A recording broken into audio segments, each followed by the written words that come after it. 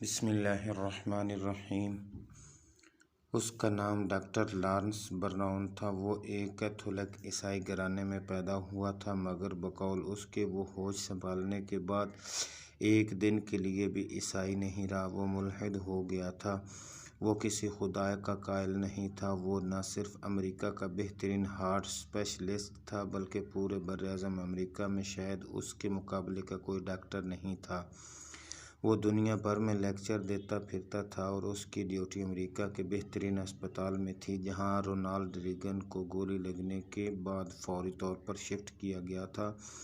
اس سے اس اسپتال کی اہمیت اور سہولیات کا اندازہ لگایا جا سکتا ہے۔ مگر یہی اہم ترین اسپتال اور اس کی سہولیات ایک دن اس کے سامنے بے بس و لاچار سر جھکائے کھڑی تھیں۔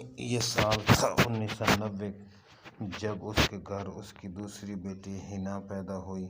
بچی کو لیبر روم سے سیدھا آپریشن تھیٹر منتقل کیا گیا، کیونکہ وہ اب نارمل پیدا ہوئی تھی۔ اس کی ایک آرٹری میں نقص تھا، جس کی وجہ سے اس کے بدن کو آکسیجن ملا خون نہیں مل رہا تھا، اور وہ سر سے پاؤں کے انگوٹھے تک گن میٹل بلیو پیدا ہوئی تھی۔ بقول ڈاکٹر صاحب، میں خود ڈاکٹر تھا اور مجھے پتہ تھا کہ میری بچی کے ساتھ کیا مسئلہ ہے، اور اس کا بدن مر رہا تھا کیونکہ اسے آکسیجن ملا خون نہیں مل پا رہا تھا۔ اس کا علاج یہ تھا کہ اس کی چیر پھاڑ کر کے آرٹری کی گرافٹنگ کر کے اسے تبدیل کر دیا جائے۔ مگر پہلی بات یہ کہ اس آپریشن کی کامیابی کی کوئی گارنٹی نہیں تھی۔ دوسری بات یہ کہ اگر یہ گرافٹنگ کامیاب بھی ہو جائے تو بھی سال 2 سال بعد پھر گرافٹنگ کرنی ہوگی۔ یوں زیادہ سے زیادہ 2 سال کی زندگی لے کر میری بیٹی آئی تھی، اور اس وقت اس کی جو حالت تھی، اس سے میں بطور باپ تو اس کو چیر پھاڑ نہیں سکتا تھا۔ اس کے لیے ایک نہایت لائق ڈاکٹر کی سربراہی میں ایک ٹیم بنا دی گئی، جو اپنا ساز و سامان اکٹھا کرنے میں لگ گئی، اور میں آپریشن تھیٹر کے ساتھ ملحق کمرہ استغاثہ یا پریئر ہال میں چلا گیا۔ کمرہ فریاد میں کسی مذہب کی کوئی نشانی یا مونوگرام نہیں تھا، نہ کعبہ، نہ کلیسا، نہ مریم و عیسیٰ کی تصویریں، اور نہ یہود کا ڈیوڈ اسٹار، نہ ہندوؤں کا ترشول۔ الغرض وہ ہر مذہب کے ماننے والوں کے لیے بنایا گیا کمرہ تھا، جہاں وہ آپریشن کے دوران اپنے عقیدے کے مطابق دعا مانگتے تھے۔ جب تک کہ ان کا مریض آپریشن تھیٹر سے منتقل کیا جاتا، اس سے قبل ڈاکٹر لارنس کے لیے یہ کمرہ ایک فزیولوجیکل ڈوز کے سوا کچھ نہیں تھا۔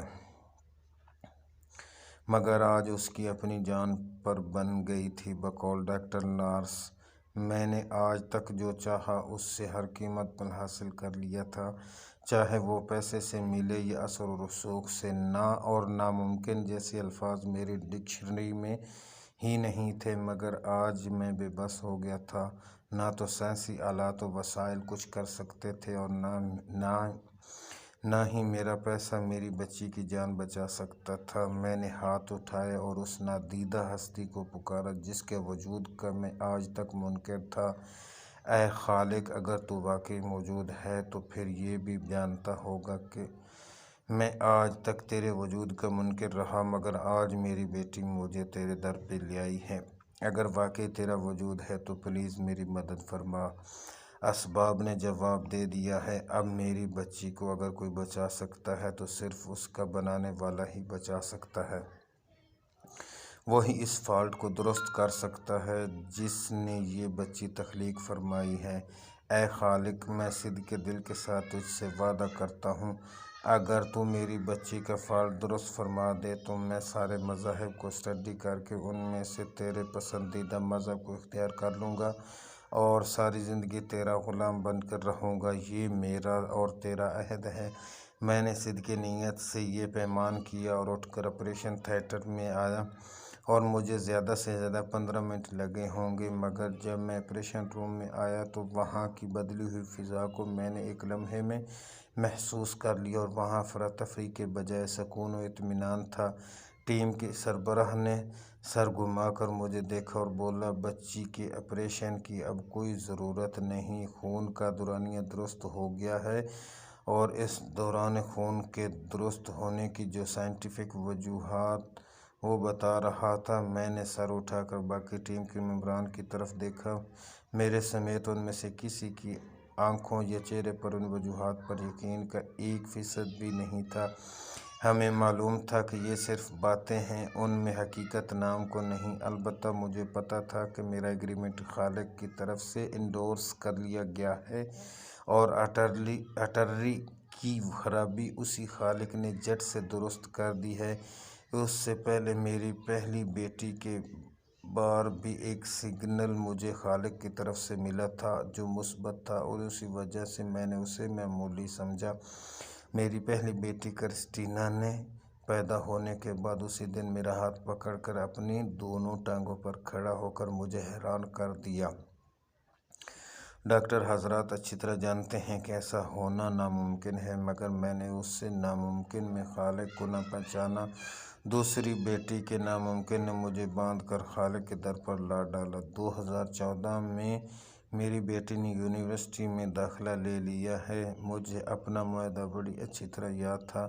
میں نے دنیا کے تمام مذاہب کی کتب کو پڑھنا شروع کیا، بدھ ازم، ہندو ازم، عیسائیت، یہودیت سمیت تمام کتب بھی پڑھیں اور ان کے علماء سے مذاکرے بھی ہوئے، مگر میرے سوالوں کا جواب کسی کے پاس نہیں تھا۔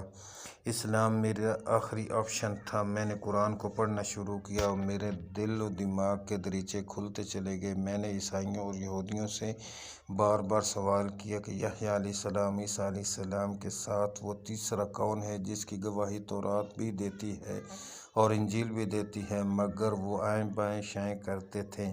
قرآن نے مجھے جواب دیا کہ وہ تیسری ہستی محمد رسول اللہ صلی اللہ علیہ وسلم